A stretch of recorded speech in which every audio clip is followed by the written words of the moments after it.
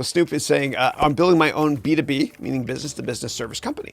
The issue is that I can't find any other company doing it. Is that a good or bad sign?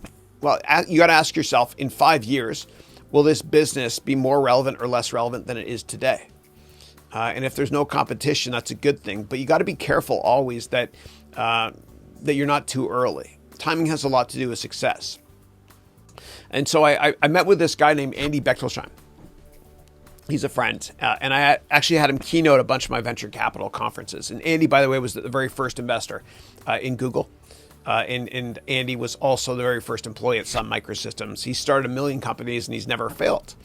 And I remember I actually got to spend an hour and a half just with him, talking to him in 2017 at Menlo Park, at the Menlo Circus Club, which was a holiday party in December for Kleiner Perkins.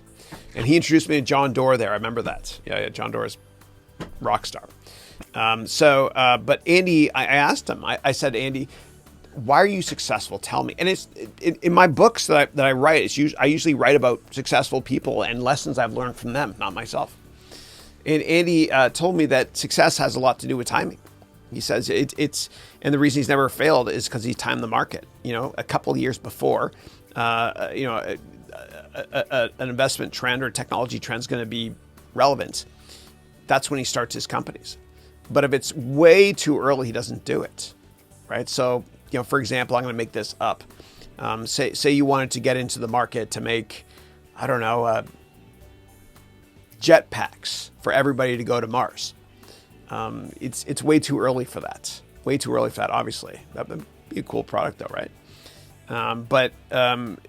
There's so many examples of companies being too early.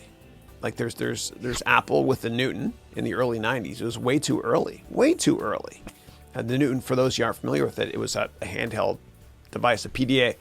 And a couple of years later, the Palm operating system was relevant. And then US Robotics bought Palm, which was bought by 3Com, anyway, I'll leave it at that. Apple was too early. And also, YouTube was too early.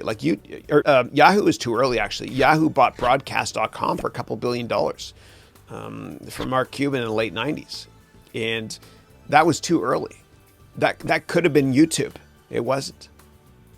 Also, Yahoo is way too early when they bought a social media company called GeoCities in the late 90s. That could have been Facebook. It wasn't. They were way too early. So timing has a lot to do with success in business. But I would just ask yourself, is the company you're creating now going to be more relevant in the industry? Is it going to be much more relevant in 5 years or not? And if your answer is absolutely yes, then proceed with the business plan. Make sure you write a business plan too. And I've got a business plan course for you too, if you care. A lot of companies fail because they don't write a business plan. Failing to plan is planning to fail. And if you write a business plan ahead of time, it might convince you not to do the business at all. I've written a gazillion business plans where I stop after 10 pages or so. I stop because I realize it's an awful business. The same thing with my one-page stock write-ups. I make a ton of them, and most I never finish.